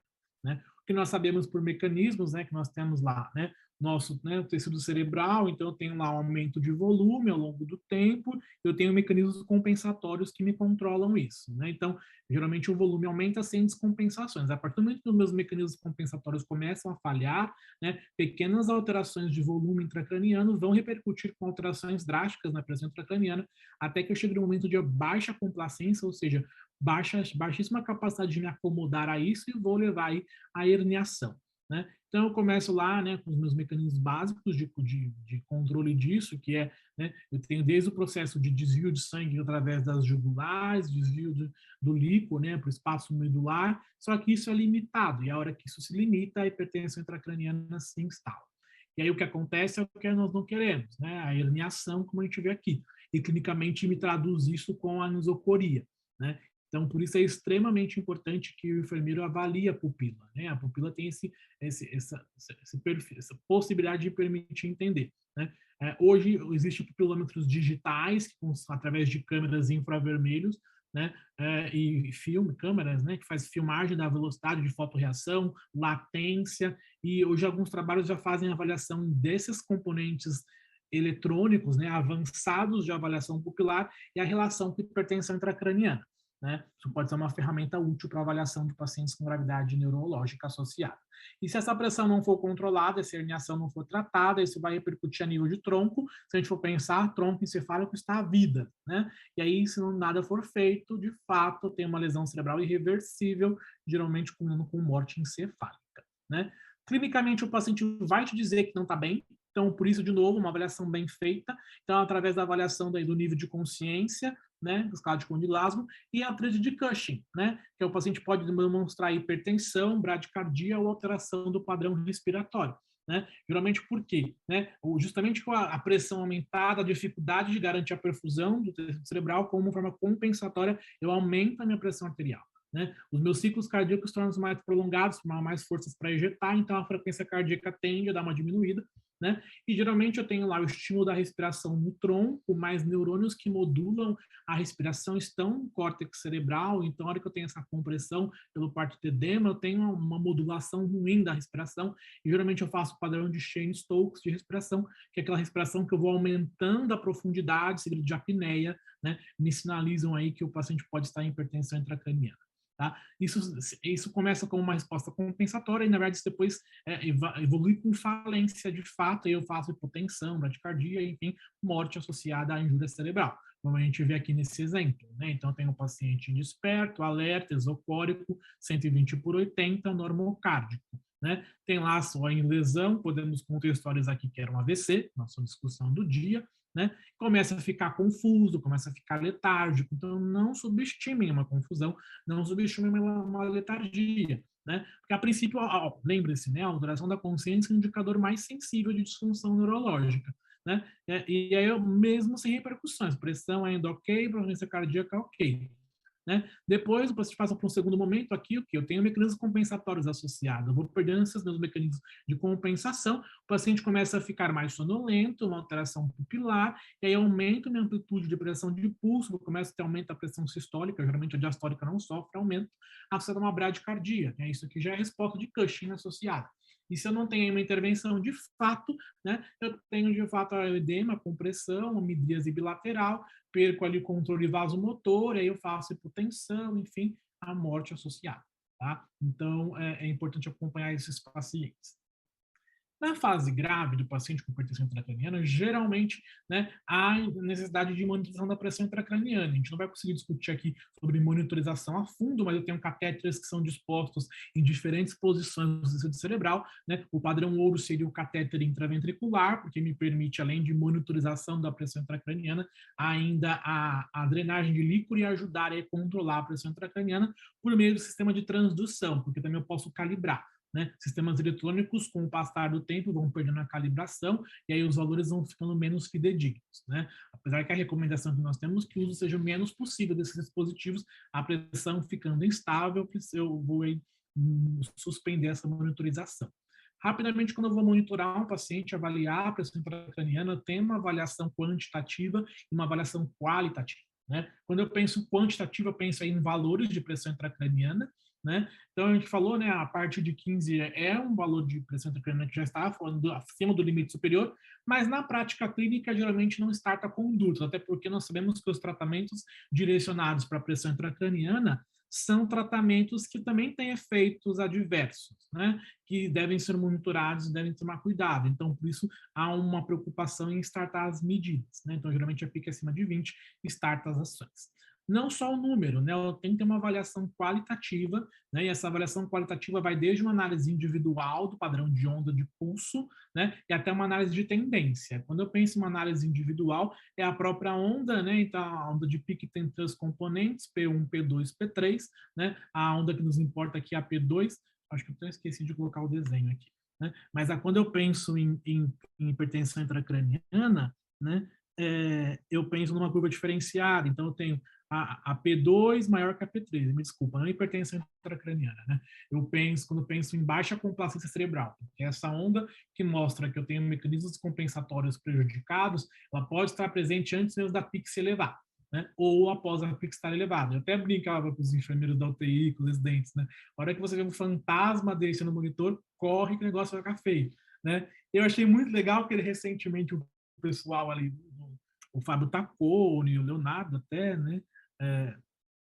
Publicaram um editorial bacana, né, sobre manejo de pacientes com lesão cerebral aguda, né, o Ghost Cap. Eu falei, lembra do fantasma? Então, use o seu boné contra o fantasma, né, o seu cap. Que eles fazem uma chamada sobre que dá exigir de atenção para o manejo de paciente com lesão cerebral aguda, né, que é o controle glicêmico, né, uma boa oxigenação, controle dos níveis de sódio, que não tenha febre, um controle de dor. É um paper, um editorial bem bacana, né? Tudo isso associado com o quê? Metas, né? É muito importante metas objetivas, níveis pressóricos, isso tem que ser discutido em visita múltipla. Qual o alvo pressórico, qual o meu limite pressórico, né?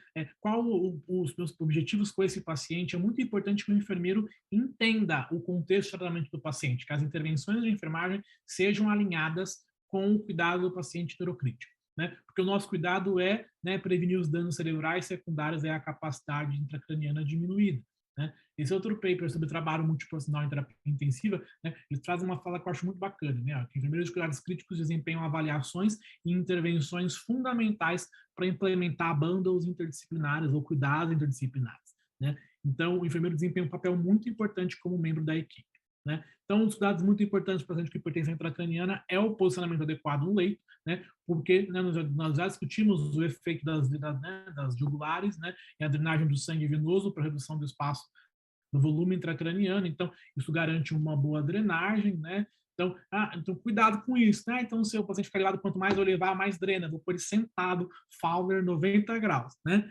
Não dá, porque se eu fizer uma flexão muito alta do quadril, né, a pressão intraabdominal aumenta, ela fica maior que a intratorácica e intracraniana e eu não tenho a drenagem associada, né? Outro ponto muito importante é que a hora também que eu começo a levar a pressão, o decúbito, eu tenho repercussões na pressão arterial média, então também eu posso ter dificuldade do meu retorno venoso e, consequentemente, reduzir a pressão arterial. Aí eu posso reduzir a PIC, reduzir a pressão arterial, e eu tenho que ver o impacto disso na minha PPC, que é a pressão de perfusão cerebral, que é a diferença entre o sangue que chega, né, e a pressão local, né? E isso me permite pensar na melhor estratégia, no melhor decúbito, né? Então, o posicionamento do paciente neurocrítico é aquele que o enfermeiro tem que acompanhar também, né? Parece simples virar ou posicionar o paciente no leito, mas eu tenho que dar as repercussões hemodinâmicas associadas a isso. Existem alguns trabalhos já sobre posicionamento no leito e repercussões da pressão intracraniana, né? Então, que a gente sabe que, na verdade, alguns pacientes que não vão ter a tolerância apropriada e vão fazer, de fato, hipertensão e lesão secundária, né? Que é um cuidado muito importante para evitar, inclusive, a lesão por pressão, que é outro problema, tá? Então, muito cuidado, esse cuidado com o posicionamento, tá? Geralmente, se o paciente de fato tem hipertensão intracraniana, a sedação vai ser uma estratégia inicial, a sedação profunda para que haja aí uma redução do metabolismo cerebral, o consumo de oxigênio, né? E dê aí um período para esse tecido cerebral se restabelecer e se reorganizar. E aí, quando eu penso em monitorar a sedação de pacientes neurocríticos, as recomendações aí é usar escalas válidas, quanto a escala de SAS ou a escala de Haas, né? Se eu não tiver hipertensão intracraniana associada, o meu objetivo não é sedação profunda. É um paciente calmo e tranquilo. Eu posso conseguir isso só com analgésicos ou, às vezes, analgésicos e sedativos. Se eu pensar em hipertensão intracraniana, na fase aguda, eu vou precisar de sedação profunda. Por quê? Se a ansiedade mais é ruim, a ansiedade menos também. Tá? Então, a sedação insuficiente pode levar o paciente a desconforto, estresse cardiovascular, eventos adversos, como desacoplada ventilação mecânica, extubação acidental, arrancar dispositivos, isso é ruim. E se a ansiedade mais, eu tenho mais tempo de ventilação mecânica, alteração do padrão de sono, delírio, disfunção cognitiva, depressão cardiovascular, polineuropatia do paciente crítico. Então, nem os extremos não são bons. Tá? Então, aqui só por curiosidade, as escalas, né? A escala de Haas aí vai de -5 a +4, escolas positivas a agitação e negativos sedação, e a escala de Haas vai de score 1 a 7, tá? Isso é um ponto importante. Eu posso pensar em tecnologias para me ajudar, né? O guideline de manejo de sedação, analgesia e delito da Critical Care Medicine, ele diz que não deve se substituir a avaliação de sedação clinicamente pelo BIS, né? Que é um dispositivo que avalia aí, né? Através de avaliações de potenciais, né? De elétricos, a parte elétrica da função cerebral, e faz análise de eletroencefalograma mesmo, na verdade, faz aí uns cálculos por algoritmos e dá aí um grau de atividade cerebral. Né? Entretanto, para os pacientes da neuro pode ser muito benéfico, porque, por exemplo, o bloqueador neuromuscular é uma estratégia que pode ser útil para pacientes com hipertensão craniana, e avaliar uma escala de sedação para um paciente com efeito muscular, de bloqueio neuromuscular, não tenho fidelidade, porque eu tenho acidez associada a isso, por exemplo. Né? Então, é uma estratégia útil. Tá? O BIS aí eu posso ter um monitor próprio, ou no meu próprio multiparamétrico da terapia intensiva. Ele vai de 0 a 100, e quanto mais altos os scores do BIS, mais desperto, mais acordado o meu paciente se encontra. Tá? Como eu falei para vocês, hoje a meta é uma sedação mais, preferencialmente não sedar, né? Mas se eu for sedar, uma sedação mais confortável, pensando na analgo, sedação, primeiro analgesia, depois sedação. Esse é um conceito muito importante, legal, bacana. Né, o ECASH, que é a sedação com máximo de conforto, cuidado humanizado, né? Então, o paciente é confortável, né, na analgesia, se precisar sedativos, associando um cuidado humanizado para controlar dor, ansiedade, agitação, delírio e mobilidade. Né? Isso eu faço com presença familiar, controle do ambiente, um bom padrão de sono. Né? Então, aquela reflexão, o paciente está tá confortável? Não, se não está, será que ele tem dor? Se tem dor, vamos tratar.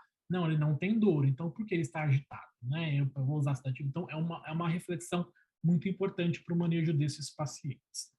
Sobre a oxigenação desses pacientes, né?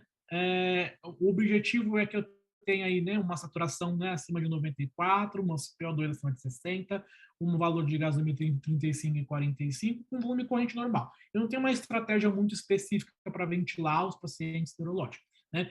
A hiperventilação, que é uma grande questão que as pessoas discutem, rotineiramente não há benefício, muito pelo contrário, porque a gente sabe que os nossos vasos sanguíneos respondem, né, aos níveis de CO2 pela alteração do interstício, ali, da acidez do interstício. Então, se o paciente ficar na hora que eu hiperventilo, eu elimino meu CO2, os meus níveis mais baixos de CO2, eu posso fazer, né, um espasmo e isquemia. Então, rotineiramente, não. Eu posso até usar como uma estratégia de resgate ali, frente a uma nisocoria, uma intervenção muito direcionada. Tá? Eu posso deixar os limites mais baixos, né? Não preciso deixar entre 35 lá no 45, que é o topo. Eu posso deixar nos níveis mais baixos, mas rotineiramente, hiperventilação não tem benefício. Tá? Como eu falei para vocês, né, o metabolismo cerebral é muito alto, então o consumo energético também é. Né? Então, o nosso sistema cerebral consome 20% da glicose corporal, então uma taxa metabólica de 5 miligramas para 100 gramas de cérebro, né? Então traz aí uns 140 gramas dia, então tem uma extração muito alta. Então, os meus neurônios dependem disso. Eu não tenho um substrato, né? Na verdade, até tem, mas é um substrato que não tem grande valor para atender a demanda, né? Os trabalhos que tem translacionais aí da metabolismo da glicose até mostra um potencial mínimo ali de formação de glicogênio pelos astrócitos frente a uma hipoglicemia, mas sem grande impacto para resolver o problema para a taxa metabólica, que é muito alta. Então, a hipoglicemia não deve acontecer de forma alguma para esses pacientes, e tanto quanto a hiperglicemia também é ruim, ela está associada aí a mais edema cerebral, em pacientes com AVC hemorrágico para a expansão de hematoma, enfim, então é muito importante esse cuidado. Tá? O grande problema é os cortes disso, né? Geralmente é bem difícil achar um número cabalístico ali, né?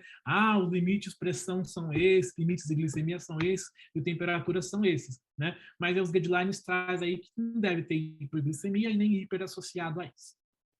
O controle de temperatura também é outra estratégia muito importante, né? A temperatura é uma mensuração vital, ela traduz a resposta metabólica, né? A atividade celular, e inclusive é usado como a avaliação de scores prognósticos, como a gravidade, né? De pacientes, SAPs, APACHES, essas informações da temperatura ajudam a entender a gravidade dos quadros dos pacientes. Tá? Então, ela é uma dimensão física, né? Um preceito básico para toda forma de vida. Ela traz aí as características físicas da matéria, depende da temperatura, e a temperatura do nosso corpo e a temperatura do ambiente são extremamente importantes para o equilíbrio e hemostasia corporal. Tá? A temperatura central, a princípio, né, a gente conseguiria, através de uma estratégia invasiva, né, um catéter intrapulmonar ou um catéter esofágico, nasofaringe, né, eu posso ter uma avaliação mais intermediária, que é através do vesical, retal, oral, e a periférica, que é o que a gente usa rotineiramente para os pacientes, né?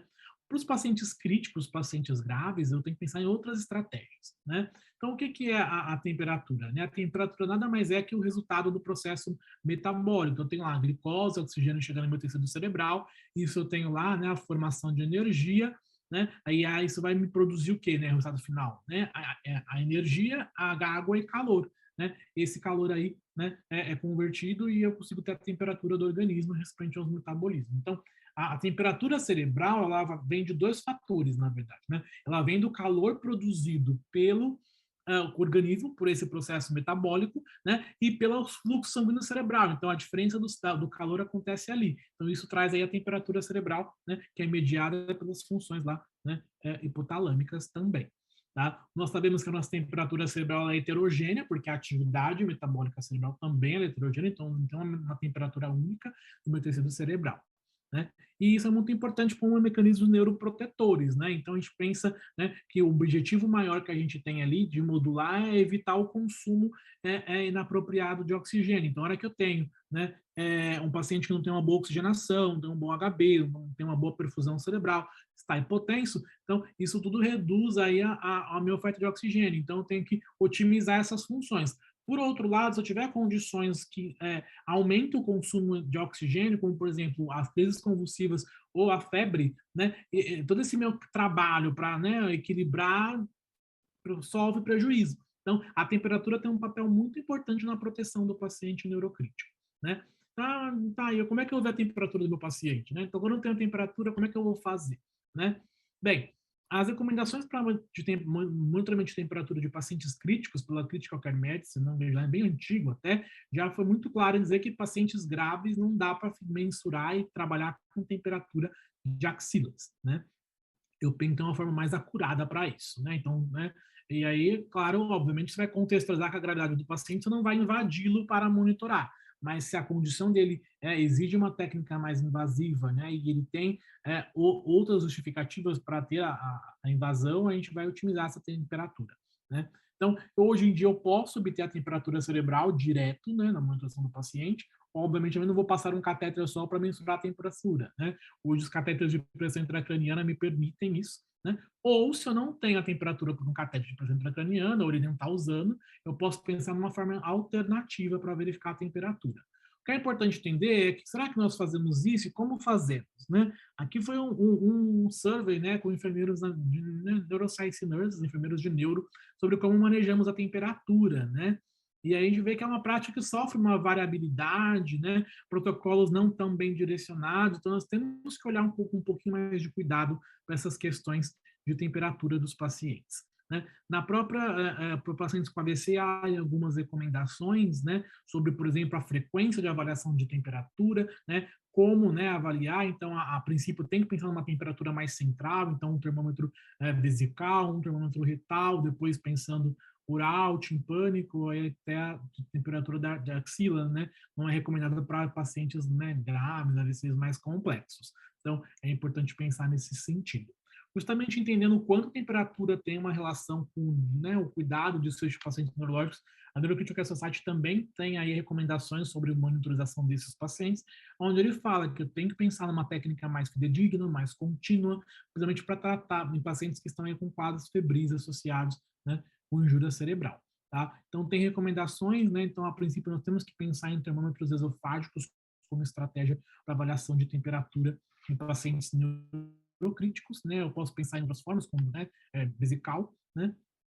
E se eu estiver fazendo com terapias direcionadas, né, o que antigamente nós tínhamos a hipotermia, hoje já sabemos que talvez o não ter febre, ou talvez uma consistência de valores mais baixos sejam mais benéficos, mas é uma evidência bem controversa ainda, né, na neuro.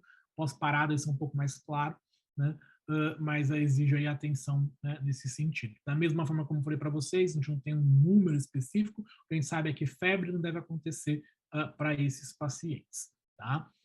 E para os casos mais graves, a hipertensão intracraniana pode evoluir para um estado de maior gravidade. Eu tenho que pensar, às vezes, em terapias de hiperosmolares. Então, também há um tratamento com, vamos fazer manitol, vamos fazer solução hipertônica, né? Há recomendações, por exemplo, para o uso de tratamento de edema cerebral, por exemplo, de Society. Aqui eu só não titulei, mas aqui são recomendações específicas para AVC isquêmico, né? Então, tanto a solução hipertônica ou o manitol, né, são considerados como estratégias, né? Muito importante tomar cuidado quando eu penso em usar essas técnicas, porque eu tenho repercussões hemodinâmicas, né? Eu posso ter repercussões na função renal, eletrolítica, que isso pode comprometer o desfecho do paciente. Então, exige um monitoramento de controle de débito urinário, balanço hídrico, pressórico, né? São cuidados muito importantes que exigem aí para esses pacientes, tá? Bem, ainda assim, se a gravidade for, né, da hipertensão intracraniana, né, você vê que hipertensão, né, um AVC maligno, enfim, hipertensão difícil de controlar, né, a cranectomia descompressiva também é uma questão um pouco controversa, mas é indicada em alguns casos, né, você acaba tendo a cranectomia para alguns pacientes, e aqui é uma revisão também legal sobre a evidência para a prática de enfermagem, para cuidados pós-cranectomia descompressiva, né? Geralmente a gente vai ter estratégias mais prioridades, né, para curto, médio e longo prazo. Quando eu penso a curto prazo, efeitos diretos sobre a pressão intracraniana, às vezes mesmo com a cranectomia descompressiva, eu tenho repercussões ainda na pressão intracraniana, formações de hematoma, alteração da consciência, são condições que se podem estar associadas, né, crises convulsivas também, né, e o efeito é o cuidado direto com a área sem a calota craniana, né? E aí, alguns centros do mundo usam capacetes, né? O helmet, por exemplo. No Brasil, no meu serviço, não uso, sem experiência, alguém chega a usar, né? Eu já tive experiência de ter próteses adaptadas, porque o paciente, de fato, tinha aí repercussões nesse sentido, né? A médio e longo prazo, né, nós temos que pensar aí, por exemplo, com o auxílio do trefinado, né, que são os efeitos aí da compressão, o efeito da pressão atmosférica, né, sobre a área sem calota intracraniana, que pode repercutir aí com alteração do nível de consciência, alteração do padrão de personalidade, né? Mas na fase mais aguda, que a cranectomia, né, chama atenção para o enfermeiro, são cuidados com o posicionamento da cabeça desse paciente, né? Se vai ou não usar uma prótese, né, uma estratégia de proteção ali, né? E cuidados locais para prevenir infecção e até deterioração neurológica, como pensando, né, em crises convulsivas ou hematomas, formações de hematomas ou até mesmo hipertensão intracraniana que possa ainda acontecer, né? Porque ele não tem a calota, mas eu tenho ali a dura fechada, e às vezes a tensão ali, quando for intensa, pode ser que tenha repercussão. E avaliar o local da craniese, tem que dar abaulamento, né? O tamanho da área de cranectomia descompressiva é um fator muito importante também, né? Geralmente recomenda-se uma área ampla, né? Então, essas questões todas podem influenciar nesse sentido, tá? Então, a cranectomia descompressiva também, tá bom? Basicamente, o que eu ia para falar era isso, tá? Muito obrigado pela atenção de vocês. Gostaria de agradecer, então, ao enfermeiro Renan. Muito obrigado pela explanação, Renan. Uma excelente aula, bastante detalhes, assim. Algo bem do dia a dia do profissional que está na CTI, né? Atendendo esse paciente com AVC isquêmico, esses cuidados específicos, né? Que realmente acaba tendo um trabalho um pouco diferente entre a emergência e a CTI. O olhar é um pouco mais detalhado, né, desse paciente e realmente requer um cuidado mais específico com esse olhar da enfermagem, né? Nós temos algumas perguntas, Renan. Eu estava separando aqui, a professora Solange também separou, que o pessoal foi fazendo pelo nosso chat ali. Deixa eu trazer uma pergunta, já falando desse último assunto que que você estava abordando aí, que é referente à PIC, né? O Fabrício Oliveira, ele pergunta assim, existe algum parâmetro não invasivo que possamos tomar como base para calcular a PIC?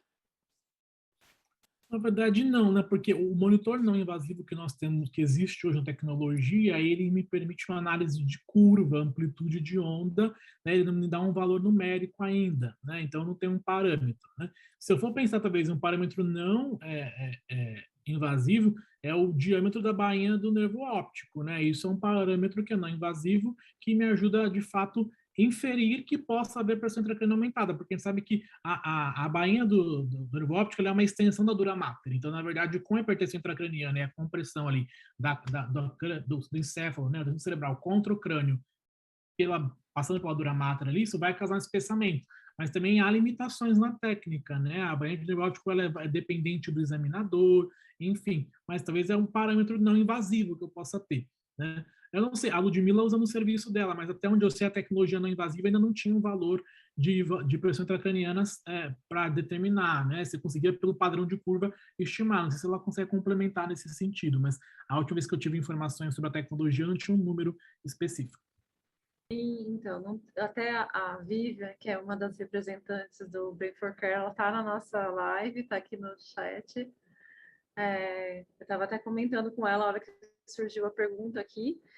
A gente utiliza no nosso serviço, e quando a gente passa os dados da curva, a gente tem uma noção se tem alguma inversão, se tem onda P, se a P1 está maior que a P2, e eles fazem um cálculo baseado na curva e mandam para a gente já esse cálculo, e aí baseado nisso dá para ter uma noção se tem hipertensão intracraniana ou não, mas é lógico que a gente acaba descartando também com a bainha, a beira-leito, né? E às vezes até com o próprio Doppler que o enfermeiro faz, né? Ali não é um Doppler todo sofisticado, mas que dá para a gente ter uma noção se tem algum tipo de hipertensão intracraniana, se precisaria passar um catéter invasivo, né?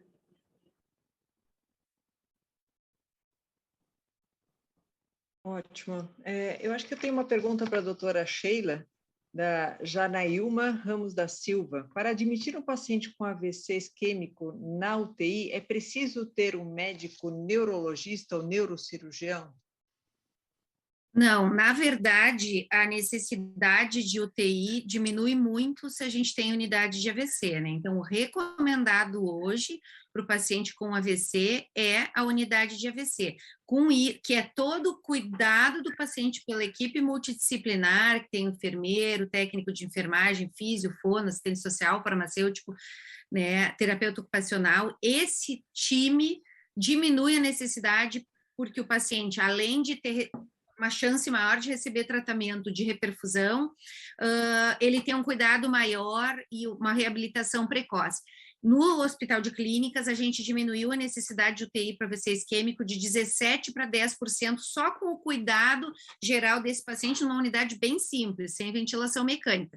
E 10% ainda precisa de UTI, como o Renan falou, aquele paciente grave, craniectomia descompressiva, né, Renan, que fez transformação hemorrágica, então alguns vão precisar mesmo, mas felizmente diminuiu o número. Não precisa de neurologista, nem de neurocirurgião na UTI, mas precisa de uma equipe treinada para atender esse paciente. Então, faz diferença a neuro-UTI, né? A gente sabe que esse paciente tem uma evolução melhor na neuro-UTI do que uma UTI geral, por questões de investimento no paciente, gente, não pode. O paciente teve um AVC, em menos de 24 horas já estão nos perguntando qual é o prognóstico dele. O desfecho funcional desse paciente, principalmente o grave que foi para UTI, é no mínimo em 3 meses. Então, eu não tenho como dizer se em 24 horas esse paciente a gente vai desistir dele.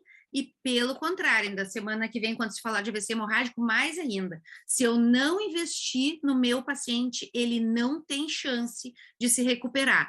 Então, quem trabalha com AVC tem que ser a pessoa que acredita que pode recuperar esse paciente, pode reabilitar e dar todo o cuidado possível para que ele tem a chance de ter uma boa evolução, né?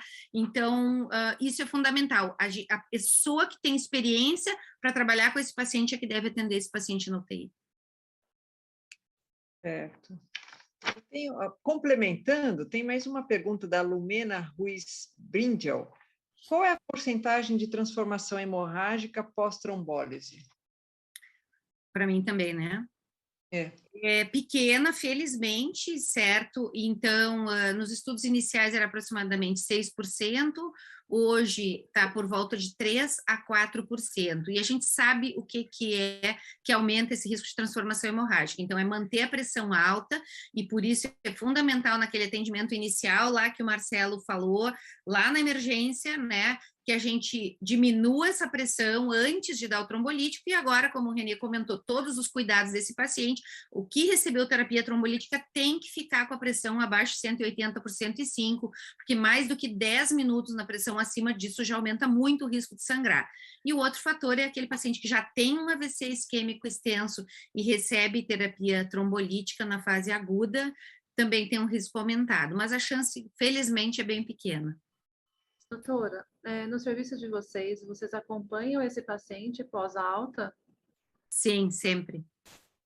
Tem alguma avaliação de ranking, tipo ranking de alta, e depois como que...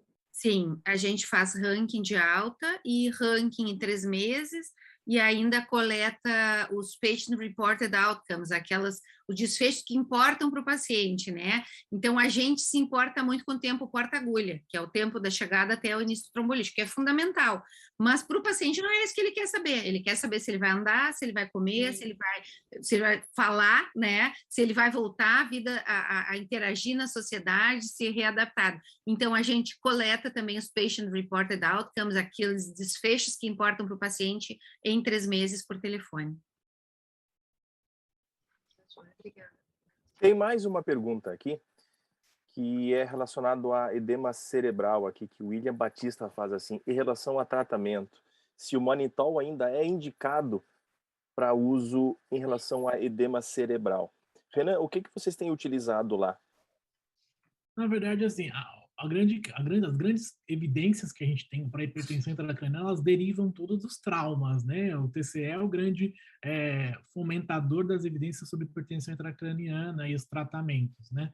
Nas recomendações da própria Neurocritical Care Society, a gente ainda usa o manitol, né? Eu preciso fazer uma avaliação bioquímica do paciente para ver a repercussão, o impacto de usar uma solução hipertônica, o impacto de usar o manitol, né? Ainda pode-se usar, mas cuidado com hipertensão rebote, tem esses cuidados que necessitam atenção aí, quando eu penso em usar o manitol, né? Há uma tendência para se usar aí a solução hipertônica, mas em termos de evidências científicas robustas, ainda somos carentes de algo que, de fato, diga use esse ou use aquele. Mas alguém quer complementar, mas o que eu observo é isso. Concordo 200% contigo, porque o intensivista gosta de usar a solução salina hipertônica e eu prefiro usar manitol, e na verdade não tem estudo dizendo que um é melhor que o outro. Concordo 100% contigo. A joia. Tem uma pergunta: quanto tempo pode durar um delírio no paciente com AVC isquêmico?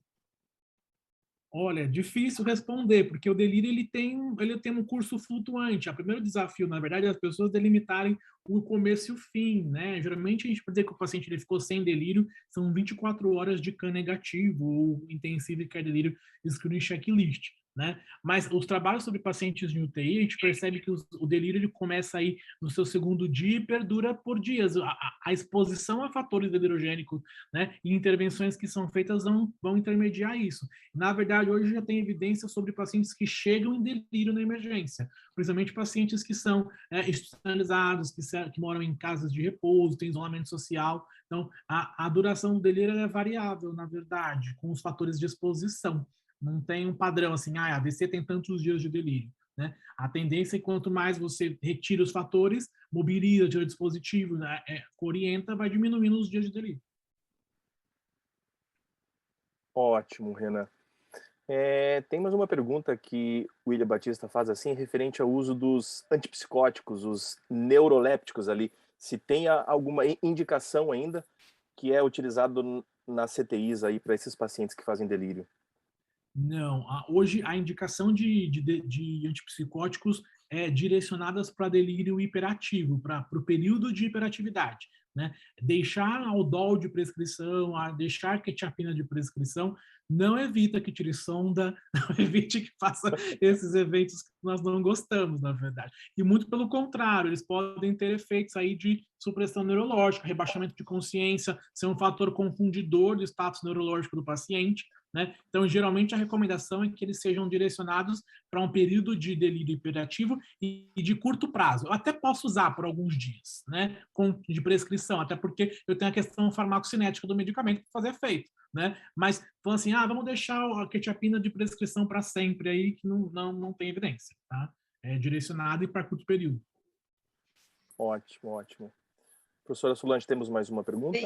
Tem uma pergunta em relação à crise convulsiva no paciente com AVC isquêmico. Se há a indicação do uso de magnésio, pode ser benéfico para esse paciente?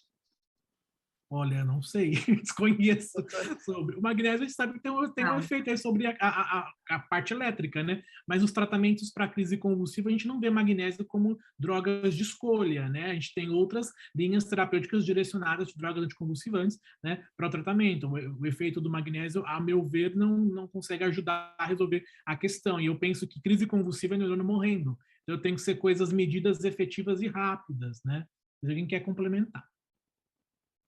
Eu até estava falando aqui com o Marcelo um pouquinho antes sobre isso, que o magnésio, na crise, é utilizado muito na pré-eclâmpsia, né? Isso. E ele acaba diminuindo a pressão arterial, e não sei se o nosso paciente se beneficiaria disso, porque a gente precisa ter uma pressão arterial um pouco mais alta para manter fluxo, então talvez até prejudicaria o paciente, né? Pensando nesse sentido do fluxo. Sim. Doutora Sheila? Não se usa magnésio para o AVC, né? É o tratamento da crise convulsiva, do paciente que entra em estado de mal, por exemplo, tem uma crise generalizada, se usa as drogas de rotina. Então, a mais comum é a fenitoína, que a gente até procura não usar, porque a fenitoína é uma droga que tem vários efeitos colaterais. Então, se tiver outra droga endovenosa, por exemplo, ácido valproico ou lacosamida, é preferível. Mas magnésio não, para crise convulsiva do AVC. E a longo prazo, daí se começa as drogas habituais, carbamazepina, oxcarbazepina, geralmente são a primeira escolha, levetiracetam, que é o Keppra, né? Ótimo. Renan, deixa eu te fazer uma pergunta referente à PIC, tempo de utilização dela. Está relacionado com algum aumento de infecção, hein? Com a pressão intracraniana, sim. O uso prolongado o catéter ali. De catéter de pressão intracraniana, sim, né? Primeiro que uma técnica invasiva, né? E as práticas de manipulação da derivação ventricular externa, catéter de pressão intracraniana, são muito variáveis, né? Então, cuidado com curativo. Então, o uso prolongado, de fato, está associado. Por isso, a recomendação é que o controle da pressão intracraniana aconteceu, né? É que seja removido precocemente o catéter o quanto antes, né? Para que não haja infecção instalada, né? As ventriculites, né, associadas a isso são os grandes problemas, os grandes vilões ainda nos pacientes com DVE. Ludmila, e o curativo, vocês acabam trocando no seu serviço de quanto em quanto tempo? Cada 4 dias, e a gente faz com um biopet, que a gente chama, que é um curativinho, porque a gente tentou a compra do Tegaderm CHG, que é próprio para PIC. Não sei se vocês já viram, que ele vem com uma fenda, mas teve todo uma questão de alfândega e tudo mais, então a gente adaptou o biopet. Ele tem uma fendinha pequenininha, a gente coloca na PIC e cobrimos com filme transparente. Então, se o paciente tiver com a inserção seca e limpa, a gente mantém ali em torno de 4 dias. Ok. Vocês estão conseguindo me ouvir bem? Porque meu microfone sim, parece que estamos ouvindo bem, sim. Então acho que eu que não estou ouvindo muito bem vocês. No chat nós não temos mais perguntas, pelo que eu estou Não, tem mais uma aqui. Tem mais uma. Nos casos de pacientes com delírio hiperativo, vocês usam algum tipo de restritor de movimento? É um problema, na verdade, né? Geralmente, a estratégia que se pensa, o ideal é que você tenha uma restrição física, que seria ali contendo a agitação perigosa com risco de queda, então a administração do medicamento de efeito imediato, efeito rápido, e não o uso da restrição, porque o que acontece hoje dentro das UTIs é o paciente restrito e sem contenção química. Esse é um problema, né? E a restrição é um fator delirogênico, vira um ciclo vicioso, né? Então, eu até posso fazer temporariamente enquanto eu tenho efeito terapêutico, eu só não posso não posso descuidar para não acontecer isso, para que eu tenha contenção mecânica, física, a mecânica, que é a restrição, e não tenha ali a química associada, né? Que aí a restrição é um fator de delírio, não vai resolver. E outra, pacientes com delírio... Desculpa. Deu uma travadinha ali. Tem alguns trabalhos que mostram até. Travou, Renan. É um ilusório o efeito de restrição e que não vai se estubar, que não vai arrancar as coisas, porque eles conseguem arrancar sim. Não sei. Eu acho que tem uma pergunta aqui, desculpa, Marcelo. Pode? Não, eu ia falar que realmente essa questão do paciente, da própria agitação, é uma coisa que acaba nos angustiando muito, né? Principalmente nessa questão de puxar sonda, puxar alguma outra monitorização, até a própria PIC ali, que, enfim, possa vir trazer algum trauma ou algum risco maior para esse paciente, né? Pois não, professora? E uma pergunta interessante, né? Nos casos de craniectomia descompressiva, né? Nos casos em que a calota craniana é colocada na região peritoneal, de repente o paciente desenvolve uma infecção, tem uma osteomielite, se perde essa calota. E aí a Márcia Adriana Pereira pergunta se pode pensar em prótese 3D para esse tipo de situação. Sim, eu já tive algumas experiências no nosso serviço, né? A tomografia hoje, reconstrução 3D, permite que você faça uma prótese que é bem adaptável ali àquela situação, né? Então, na minha experiência, eu já vi usar, assim, em prótese 3D, sim. Hoje em dia tem muitos tipos de prótese, né? Tem titânio, tem até essa 3D que pode ser feita de um material que parece um acrílico, mas é um pouco mais forte, Isso. né? Que substituem a calota craniana, né? Da rejeição, eu acho que esses materiais podem gerar rejeição. Olha, nunca vi, viu? Doutora Sheila, a senhora tem alguma experiência de Na pacientes verdade, sim, da prótese, né? Na verdade, ela é até mais recomendada do que deixar a calota craniana, que infecta muito. Então, hoje, sempre que possível, a recomendação é de fazer a reconstrução, né, de colocar a prótese e não a calota mesmo. E o organismo pode rejeitar essa prótese por ser um material teoricamente estranho, né? Eu nunca vi, já vi decência de sutura e tudo, mas no crânio é por infecção, mas rejeição acho que não. Eu não vi. Em algumas situações, a calota craniana não é colocada na cavidade abdominal, né? Ela pode ser guardada no banco de ossos, num freezer e tal. Aí, essa calota, ela tem uma segurança de recolocação maior do que do peritônio na cavidade abdominal? Na verdade, geralmente é melhor que seja guardada, né, num banco de osso do que no subcutâneo. Mas hoje mesmo, o melhor mesmo é realmente a reconstruída, né, a prótese. Certo. Marcelo, acho que perguntas aqui. Eu acho que sim, eu até estou repassando neste momento aqui, acho que sim. As pessoas estão agradecendo aqui a aula. Enfim, Renan, considerações finais. Eu acho que a gente pode encaminhar a aula de hoje para finalização, né? Considerações finais aí, Renan? Sim, eu acho Cuidado que do enfermeiro. A grande mensagem é o papel que o enfermeiro tem ali no cuidado ao paciente com AVC grave, né? Lembrando, esse paciente precisa de vigilância, de monitorização, né? Cuidado beira-leito, né? E cuidado especializado, né? que as unidades AVC são a melhor estratégia, a melhor evidência, né? Não tendo isso as UTIs, né, especializadas, neurológicas, e talvez não a melhor dos mundos, mas que eu tenha, talvez, se eu não tenho uma unidade especializada, um enfermeiro referência para cuidar desses pacientes, né? Protocolos bem estabelecidos, rotinas bem estabelecidas, né? Lembrar aí da importância, né, que cuidado bem, neurônio não, né, tem que salvar neurônio, tem pé cérebro e os cuidados têm que ser para salvar, né? Vamos salvar vidas, salvar neurônios, acho que essa é a grande mensagem, né? Lembrem-se, né, as nossas ações têm grandes impactos, né? Seja monitorar um sinal vital, seja controlar uma glicemia, seja mudar o decúbito, nossos cuidados têm grandes impactos. Aí, uma enfermagem qualificada faz toda a diferença, né, Renan? Sim. Ótimo. Professora Sheila?